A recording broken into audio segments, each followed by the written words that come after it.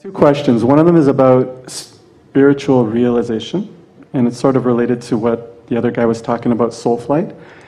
And the second question is about finding my soulmate and whether those two things can be compatible. They have to be. Okay. We're going to just jump in briefly by saying we really like the term that you presented here of spiritual realization, because we've been talking a lot lately about turning thoughts to things and how what's in your vortex comes into your realization when you prepare your vibrational atmosphere to allow it. And so spiritual realization is just that. It's tuning yourself to the frequency of that broader perspective of what's in your vortex, of what you've already created, of all that you have become, and therefore allowing yourself to be the realizer of it, the interpreter of it, the receiver of it, to receive the inspiration or the impulse. That's what that is. Okay. What I intend by spiritual realization is I want to experience my fullest potential as soul and rise above body and mind. And do you believe that your soul, your source, your inner being is already there? Yeah. So what you're saying is you want to blend with that. I want to be aware of that. I want to be fully consciously aware of that, and everything that Abraham is aware of, and what Jesus was aware of, and what Buddha was aware of. How do you propose to do that? Get there? Through meditation. Well, meditation is an effective tool because you quiet your mind, and therefore you stop thought, and therefore you stop resistant thought, and therefore you're offering no resistance, and therefore you're right there. But we would far rather see you in a moment of appreciation or in a moment of love or passion than in meditation, because whether you're meditating or whether you're appreciating, there's still no resistance. And when you're appreciating, you're fully present. You are allowing Source to realize with you right here, right now. That's the ultimate realization, you see. Okay. Well, when I'm doing that, I'm appreciating, and I'm fully in the here and now, and I'm loving here and now, and I'm fully in the here and now. And that's great, while here on the physical plane. But what about if I want to experience non-physical? But this is the thing where humans get all misunderstanding about what it's like. What you just said is, I want to accomplish this spiritual realization so I can get out of here and temporarily. Nice clarification. And then do what Spirit is doing. And we want you to understand that what Spirit is doing is here with you. This is the leading edge of thought. We're not floating around as nebulous mists, thinking about things that are not specific. We're here with you on the leading edge. So if you want to be where Source is, focus here where Source is. But focus through the eyes of Source, not through a disconnected version of Source. That's good to know, isn't it? And it is a departure from what so many humans misunderstandingly explain. My understanding is also, well, I thought that there's higher states of consciousness which are far more blissful and enjoyable than, although this can be pretty good here, but, you know, there's better. The reason that you're stating your distorted point of view is because you have not yet allowed yourself to be in that vibrational place to experience this time-space reality from that broader point of view. So when you hear of others who have been living it, you assume they must be somewhere else. They're not somewhere else. They're just in a different frequency. Right. Make your statement again, because they were perfect words. Well, my initial question? What you just said, I assume that... Oh, yeah, I assume that there is higher states of consciousness. All right, so stop there. There are higher states of consciousness, meaning vibrations that hold less resistance. Higher states of allowing. But now, for just a moment, don't make it have to be somewhere else. Say those words about those who are living here and now. Say those about the artist who is painting or the musician who is receiving. Say that about the scientist who is knowing. Or say that about Esther, who is receiving infinite intelligence. In other words, don't make it have to be on another plane, in another world. This is where it's at. It's hard for you. You've practiced humility to a fault. Humans, you just can't believe that this is where heaven is, because in your misalignment, you disallow it. You see. Read everything you've ever read from everyone about that through this framework and feel the power of this. Your carefully chosen and really beautiful words, just tweak it in that small way, that what you're talking about is not a different place. It's a different vibrational attitude in this place. Okay. But in order to understand that, you have to get it, that this is the leading edge. You have to understand that manifestations are happening here because this is the leading edge. Source is right here, but your part matters. It's important. You're not lesser than trying to figure out how to achieve that exaltation or that alignment or that worthiness or that. It's merging, here. that merging with my source. Source is flowing to you. You are the one who must mold the thought by caring about the emotion in order to allow the merging.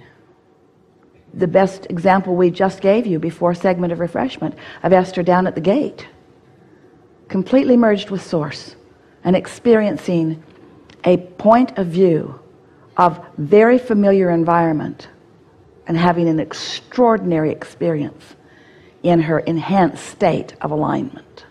She didn't have to go to an altered state. She didn't have to be unconscious. She didn't have to have an out-of-body experience. She didn't have to die and go to heaven because there is no place to go. It's consciousness focused here. Well, just as an example, you talked about flying, soul flights, and that you guys always fly. You don't walk. We can't fly here, but what if I want to fly? You know, what if I want to fly, have soul flights? I want to experience what Abraham experiences and know my past lives, know I don't know, just experience the more that I can experience. Well, the thing about source, we have the advantage of focusing wherever. If we really want to see something, we look through the eyes of a fly. Those are really good eyes. If we want to soar, we look through the experience of the bird. Esther was with friends lying on blankets on the beautiful grass at one of her houses the other day, and they were at a high altitude and looking at the sky, and there were 4 of them, and 4 hawks came and circled for almost the entire time that they were there, and they're just lying on the grass and looking up, soaring with the birds, their consciousness moving with them, you see. You can. Anything that the source within you is doing, in your blended consciousness, you can do it too. But you're more likely to accomplish that if you accept that source is here with you rather than you have to go somewhere else to find source. Mm-hmm. That's the point that we're wanting to make with you.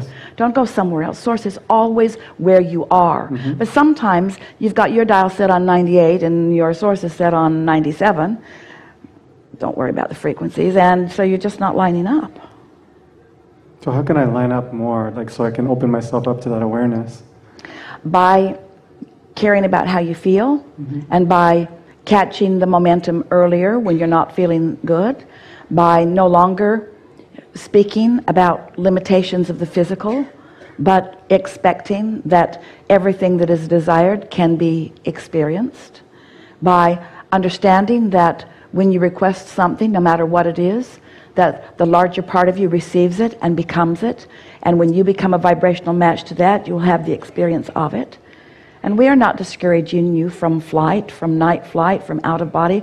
We're not discouraging any of that. We just want you to know, if you knew how much you wanted to be in these bodies, you would focus and relish your perspective from here. And the only thing that keeps you from doing that is you're focusing at a vibration that distorts the true view. Okay. We love the word blending. It was a word we used early on in our interaction with all of you. Blending meaning allowing yourself to be that pure extension of the source that you really are. But you came intending to deviate from that just a little bit in order to ask for that which is more. In other words, if you are an exact, hear this, it matters, vibrational replica of the source within you, then there's no real point in you being here in this leading edge expanding journey. You said, I'll go with all that I am and I'll reach to places that are new, which means I haven't discovered the vibration of them.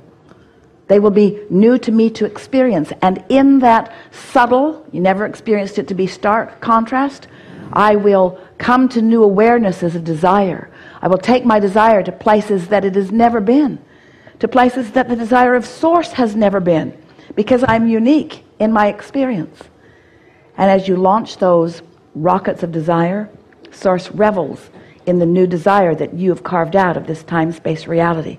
And for a little while, there is a deviation, there is a departure, there is a difference in what source has now become as a result of your exploration and what you have allowed yourself to be. But now, you've launched the rocket. That was the step one. Source has become it. That was the step two. Now, you care about how you feel. You bring yourself generally and gradually into vibrational alignment with it until you are now the full realizer of that, you see. The human experience, can you imagine what it will be when you are that consistently, more consistently blended being, where life causes you to ask, and because of your knowledge of how this works, you immediately, by finding the general vibration that feels so good, that is unconditional, alignment with this new idea that you've just launched, and come into almost immediate vibrational alignment with it. True unconditional living, unconditional loving, unconditional approach to life experience would cause you to be someone who, as soon as you launch it, you are there with it. That's that immediate or instant manifestation that so many of you are craving, you see. It can be yours. Aren't you noticing the gap between your asking and your receiving is getting shorter and shorter on some subjects, you see? And so when you begin living real time in that way, through that trusting of who you are, when you really are blended so that you are not speaking of yourself in separate terms, when you acknowledge who you really are, the masterful creator that you were born to be, and you practice it until you are confident in knowing that that's who you are, so that you say, things always work out for me. Things always work out for me. Amazing things are happening. People are around Esther saying, that is just remarkable. And Esther will say, it's actually pretty normal. I say, you must be living right. And she said, I am today. I am today. Not every day. Today. I am today. She's aware when she is and when she isn't, when she is and when she isn't, when she is and when she isn't. Because she's aware of when she is and when she isn't, she strives to be it more when she is, when she is, when she is. But sometimes, in other words, no big deal. You know what to do. Just go more general. Get more aligned. Easy. Easy to be blended. Weird not to be. Natural to be blended. Distorted not to be. Okay. You all talk like it's remarkable. Just remarkable. I've been dragging my way through life, and then I had that remarkable moment of alignment. I think I'll write a book about that remarkable moment of alignment. Not remarkable. It's freaky that it's not always that way for you.